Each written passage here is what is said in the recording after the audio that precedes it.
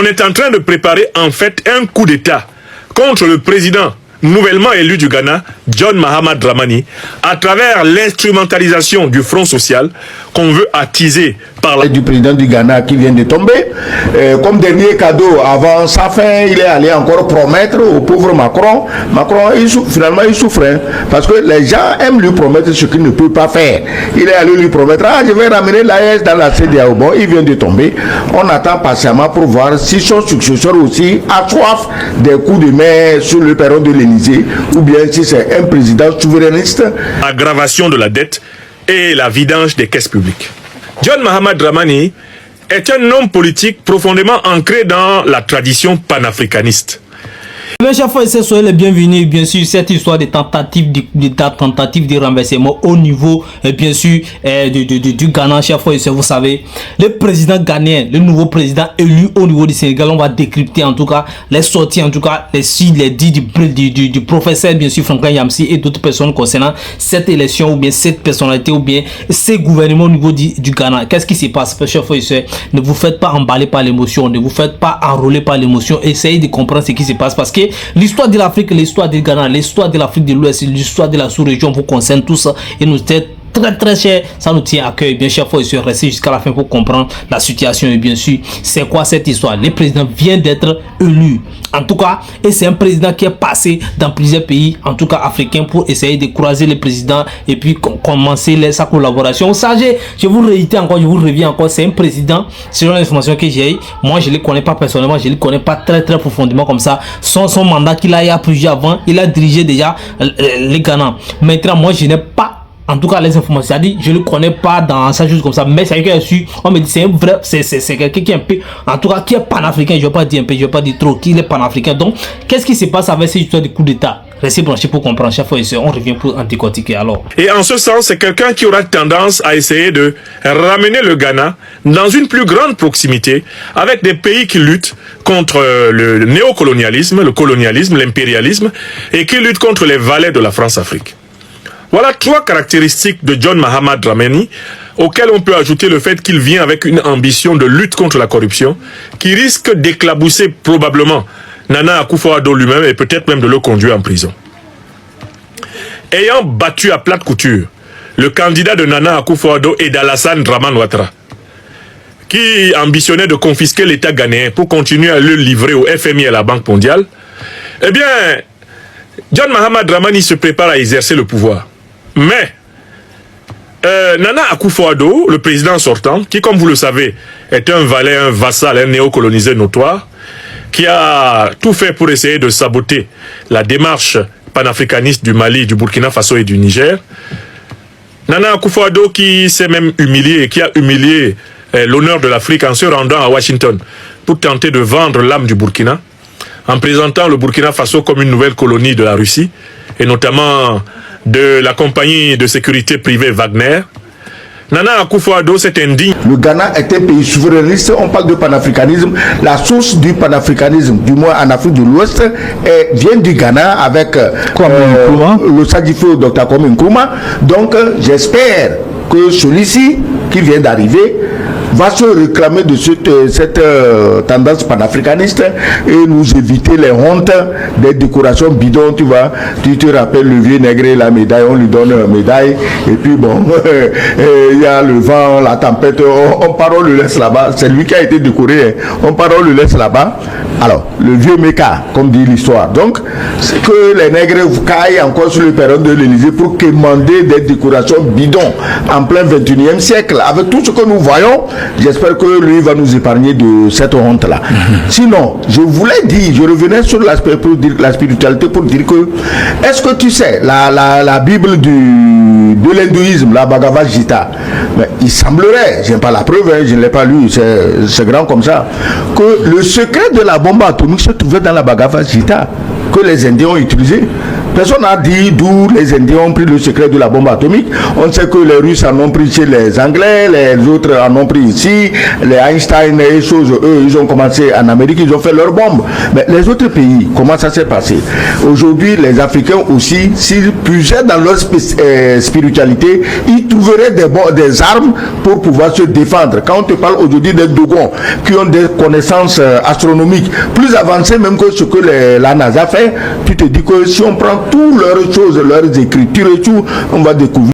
Et bien sûr, voilà, dans ce numéro-là, concernant cette histoire de coup d'État au niveau du Ghana, et bien sûr, vous savez, le président vient d'être élu, on l'a élu récemment, et donc il vient de s'asseoir au niveau, en tout cas, sur le fauteuil présidentiel actuellement. En tout cas, si c'est déjà fait, si les passations sont déjà faites, donc, maintenant, on est en train de parler de cette histoire de vouloir renverser ou bien de créer une histoire, une situation de coup d'État pour renverser le président.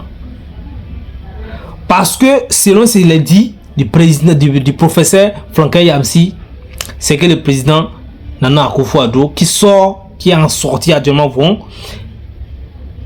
est un président qui est encore plus proche de la France, qui n'est pas pour ceux qui sont souverainistes ou bien en quelque sorte. Vous voyez, non? Donc il estime ici qu'il a vendu, en tout cas qu'il est contre en tout cas les pays de l'AES qui sont sortis ou bien tout ça là. Il a même dit une fois au niveau de l'Amérique non, que les pays de l'AES, le Burkina Faso, se fait coloniser encore par la Russie, tout ça. Vous savez, il y a beaucoup de personnes qui disent ça déjà. Hein. Lorsque la Russie est devenue très proche avec les pays de l'AES, les gens se disent qu'il est en train de chercher, que les pays de l'AES sont en train de chercher autres personnes, c'est-à-dire autres colonies, encore autres papas.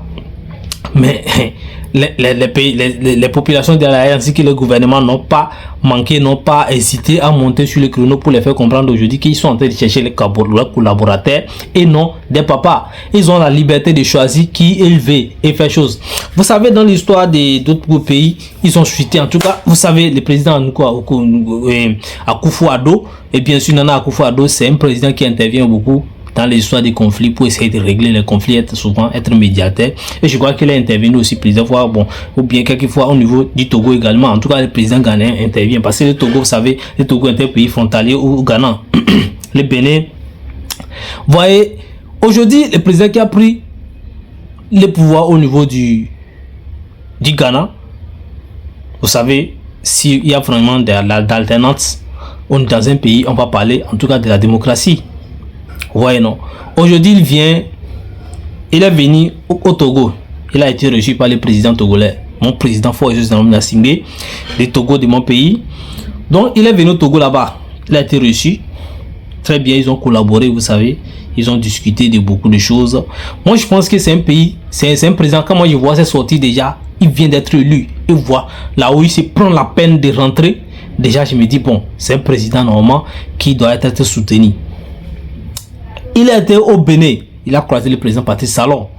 Ils ont discuté, ils ont parlé des intérêts de cette... Un personnage qui a conduit plusieurs fois le Ghana à la faillite, au risque même de la cessation de paiement des fonctionnaires, et qui a montré son amateurisme, que dit sa médiocrité dans la gestion de l'État ghanéen, qu'il a reconduit aux portes du gouffre, au point qu'on l'a appelé le Maguire de la politique ghanéenne.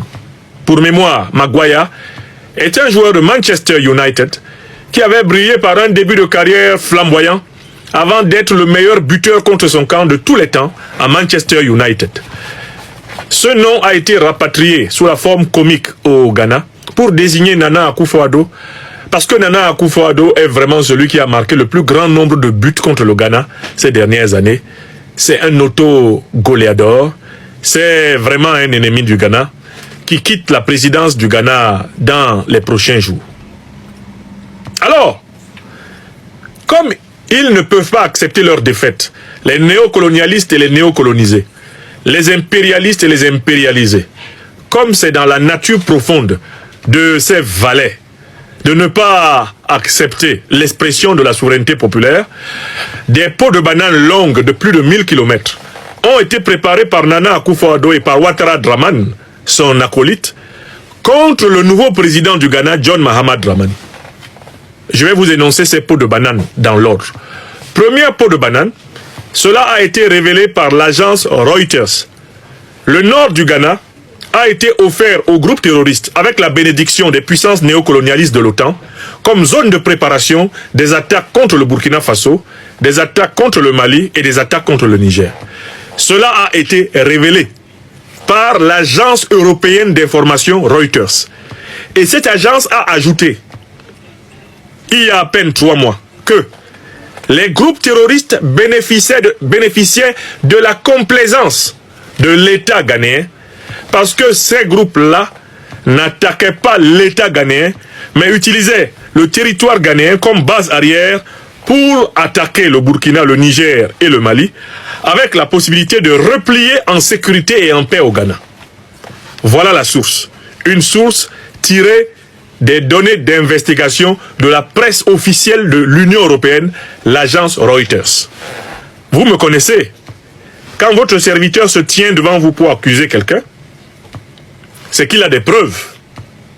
N'est-ce pas? J'ai donné la source et je publierai la source sous la vidéo de cette conférence. C'est l'agence Reuters qui a révélé que le régime de Nana Akufo-Addo avait offert le territoire ghanéen comme base arrière au groupe terroriste Al-Qaïda et l'État islamique et que ce régime fermait les yeux sur les activités terroristes et avait passé un deal avec les groupes terroristes à condition que ceux-ci n'attaquent jamais le Ghana. Cela vous rappelle un peu la stratégie qu'avait choisie à un moment donné le régime du président Compaoré avec les mêmes groupes terroristes qui étaient hébergés tranquillement à Ouagadougou, qui pouvaient attaquer au Mali, qui pouvaient attaquer au Niger, qui pouvaient attaquer en Algérie, mais qui pouvaient se replier au Burkina en sachant que personne ne les punirait et qui en échange laissaient le Burkina relativement. Des pays, comment ils vont évoluer désormais dans la collaboration? Ouais, non, même si le président Patrice Talon est un président sortant, comme il a dit lui-même, mais les pays, c'est lui qui dirige les pays aujourd'hui. S'il veut parler du pays, il faut parler avec lui. Et je pense que ça, c'est soutenu. N'oubliez pas, lors de la CEDEAO, vous voyez, vous savez, Nana Akufo-Addo du Ghana, lorsque les décisions de la CEDEAO sont prises, bien sûr, les décisions qui sortent de la CEDEAO concernant les sanctions, concernant contre les pays de l'Est, c'est un président qui est pour cette histoire de rétablir la constitution au niveau des pays de l'AES. Donc, contre les putschistes. Donc, vous voyez, c'est sorti ou bien sa position, vous devez comprendre que ça doit être contre les putsch. Vous voyez, non? Il n'est pas neutre en quelque sorte. Donc, on ne va pas venir dire ça aujourd'hui. Maintenant, sachez que le nouveau président qui a remplacé Nana Akufo-Addo cette fois-ci, lorsqu'il est venu au pouvoir, ils ont participé, les Ghana ont participé au dernier sommet, en tout cas de la CEDEAO, concernant la décision de se libérer ou bien de divorce entre les pays de la CEDEAO et les pays de l'AES, pour confirmer, pour réaliser. C'est lui qui a soutenu, selon l'information que nous avons, ils ont soutenu les Ghana, soutenu, quand je parle du Ghana, je parle de ce président, parce que c'est lui qui a la tête. Toutes les décisions qui viennent du Ghana actuellement, ils viennent de lui. Donc là, ils ont soutenu le fait qu'on donne encore des chances, qu'on ouvre encore la porte à ces pays de l'AES, le Burkina Faso, le Mali du président Assimi Goïta, général Assimi Goïta, le Niger du président Abdourahmane Tiani, général Abdourahmane Tiani, et du Burkina Faso du président capitaine Ibrahim Traoré. Donc, qu'on les ouvre la porte, qu'on les donne le temps encore de voir, de revenir. Vous savez, c'est comme ça, c'est nouveau qui arrive. Lorsqu'ils arrivent, c'est pas qu'ils sont d'accord pour ce qui sont passés, mais ils veulent toujours réunir les gens. Voyez, non? Donc, cette alternance-là, cette histoire-là, selon ce qu'on nous explique actuellement par rapport à cette dit-là, je crois qu'il n'y a pas histoire de tentative de coup d'État au niveau du Ghana. Mais ça, selon l'analyse du président Franck-Kanya Assisson, il y a quelque chose peut-être qui peut passer comme ça, puisque selon ce dit actuellement, selon ses pensées, c'est que non, la France n'est pas d'accord, n'est pas avec lui. Parce que celui qui est proche de la France ou bien des colonies ou bien des colonies ou bien de l'impérialisme, en tout cas, selon lui, c'est bien sûr le président Nana Akufo-Addo. Donc, comme il a été renversé maintenant là, que son successeur, lui, n'a pas pu reporter, donc il y aura peut-être des conflits, des complots pour venir renverser, pour venir faire des trucs, faire ces gens-là. Ouais, non. Donc, je continue par rapport à cette décision. Et les tangentes qu'a pris ce président-là, moi, j'ai hâte de voir un peu ce qu'il va faire. Mais calmez-vous. Les Ghana n'est pas un pays des choses. Les Ghanéens ne sont pas des naïfs. Ils sont debout, ils sont les yeux ouverts. Ils ne vont pas laisser des choses de se passer n'importe comment. C'est eux qui ont choisi ça là, c'est clair. Parce que c'est un président sortant qui n'a pas gagné. C'est une partie des présidents sortis qui n'a pas gagné. Donc ça veut dire que c'est les Ghanéens qui ont choisi même le président là. Donc ils ne vont pas le laisser dans la main de n'importe qui. Donc ils vont le soutenir dès la fin. Et de toute façon, lui est en train de faire déjà, je pense que la peuple serait derrière lui et je pense que sa gouvernance serait très bien. Flash info. Je vois les gens aussi qui m'ont dit dans le commentaire qu'il était proche du président Guillaume Soro. Histoire de Guillaume Soro, chaque fois c'est une histoire autre. Et bien sûr, lorsqu'il a remporté, le président Guillaume Soro a remis ses photos en vent, où ils étaient ensemble, tout voilà. Donc lui, il serrait la main pour le féliciter, tout ça là. Et c'est bien, c'est pas lui seul qui a félicité lorsque le président du Ghana, le nouveau, a remporté. Le président Ibrahim Traoré l'a félicité, l'a remercié, tout ça là. Les autres présidents aussi l'ont félicité. Même le Bénin aussi l'a félicité, beaucoup de personnes l'ont félicité. Ça c'est normal. C'est comme ça qu'on a fait au président Diomaye Faye aussi, lorsque lui aussi l'a remporté les élections brillamment, démocratiquement. Le Niger l'a félicité, comment on appelle, même les partis du président Macky Sall l'a reconnu, l'a félicité. Donc le Togo aussi a félicité, bon, le Bénin même l'a félicité. Donc ils ont eu des représentants, d'autres étaient là, le président du Niger était là au moment de l'investiture. Donc ça, c'est des trucs, c'est des flash infos. Guillaume Soro également qui remercie, n'oublie pas, les gens disent, en tout cas, les gens disent que c'est un président qui était proche avec, en tout cas, ami de telle sorte avec... Tranquille. On sait ce que cela a coûté au Burkina aujourd'hui, cette stratégie de complaisance avec les organisations terroristes. On le sait, n'est-ce pas? Objectivement, on le sait. Bon, ok. Donc ça, c'est le premier point.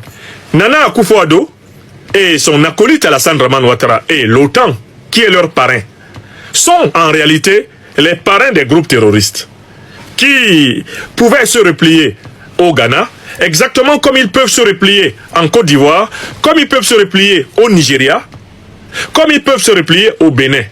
Vous avez bien observé, comme ils peuvent se replier en Algérie, comme ils peuvent se replier en Mauritanie. Vous avez bien observé que tous ces groupes terroristes peuvent se replier dans des pays de la CEDEAO. La CEDEAO étant une organisation sous contrôle néocolonial, français et impérialiste otanien, n'est-ce pas? Est-ce que le schéma est clair pour tout le monde? Je n'avance pas en laissant quelqu'un sur le chemin. J'ai donné la source. Reuters, agence européenne d'information. Je vais coller la source sous la vidéo. D'ailleurs, la source sera l'image de cette conférence. Pour que personne ne dise il accuse le Ghana de quelque chose qui n'est pas prouvé. Je rappelle que le Ghana n'a pas nié les révélations de l'enquête de Reuters. Les Ghanéens, les autorités j'entends, ont préféré raser les murs, faire le mort, quand Reuters les a livrés, comme étant des agents du terrorisme. Or, maintenant que c'est Nana Akufo-Addo qui a perdu le pouvoir, et que c'est John Mahama Dramani qui arrive au pouvoir au Ghana, il est prévu de retourner les groupes terroristes contre lui. D'où il faut craindre qu'avec l'arrivée de John Mahama Dramani. Donc, bon, je ne sais pas pourquoi les gens disent ça. Pourquoi les gens font sortir ça actuellement? Parce que c'est ce qu'il y a vu sur les réseaux sociaux. Donc, vous pensez que ça, c'est un atout pour le président Guillaume Soro pour rétablir sa paix ou bien sa représentation ou bien son candidature ou bien son avènement, bien sûr, au niveau de la Côte d'Ivoire. Je ne sais pas pourquoi les gens disent ça. Mais les gens sont en train de prendre ces exemples aussi pour dire que non, les anciens présidents sont en train d'être revenus au pouvoir pour dire que Gbagbo revient. Ah, vous voyez non, c'est ce qui se passe, c'est ce qui s'est passé au niveau du Ghana ça. Vous voyez non, maintenant les gens disent que non, les anciens présidents sont en train de revenir, donc c'est lui qui dit qu'au Ghana, en Côte d'Ivoire ça peut se passer, c'est une possibilité, on n'exclut pas ça.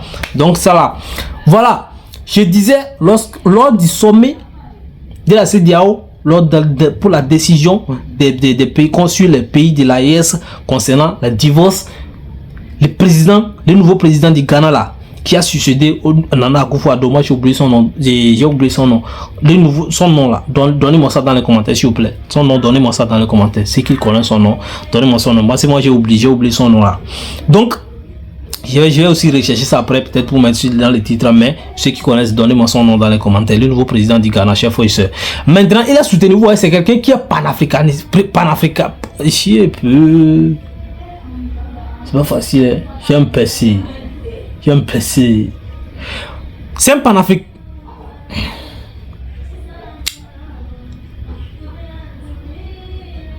C'est un panafricain. Donc, quand vous voyez ça sortir déjà, il a élu déjà, vous voyez ça sortir, vous allez comprendre que non, les gens ne mentent pas. Vous voyez non, les Ghana est plus grand que les Togo, les Bénin. Vous voyez non, c'est lui qui a pris la peine d'aller au Togo, de prendre la peine d'aller au Bénin. Mais si ces pays-là se respectent, ce sont des pays souverains. Mais il a pris la peine d'être, il ne s'est même pas précipité pour aller en Europe, mais c'est au pays côtier, c'est-à-dire au pays africain qu'il est allé pour rencontrer le président. C'est ça, moi je félicite. Donc, c'est normal. Donc, si lui demande à ce que les pays de l'AES viennent, même si vous et moi nous savons qu'il est fort probable qu'il ne revienne plus, donc les pays de l'AES, mais lui voulait un rassemblement. Il n'a pas de raison pour sortir de l'AES aujourd'hui, de la CEDEAO. Donc, pour lui, comment être ensemble avec les autres, c'est de les dire de venir. Suivez-moi, donc c'est ça. Donc c'est un donc c'est voilà, c'est lui qui a soutenu cette histoire de les laisser venir encore au Royaume. Donc lui pense ils ont encore espoir. Donc chaque fois donnez votre avis dans les commentaires. C'est la fin pour ces numéros, on va pas trop parler. Restez branchés d'ici la portée ou bien que Dieu vous bénisse. Merci beaucoup, bonne fête à tout le monde, que Dieu nous donne longue vie, que Dieu nous protège. Merci. Restez branchés d'ici la portée ou bien activez la cloche de notification, likez la vidéo, partagez. D'ici la take care.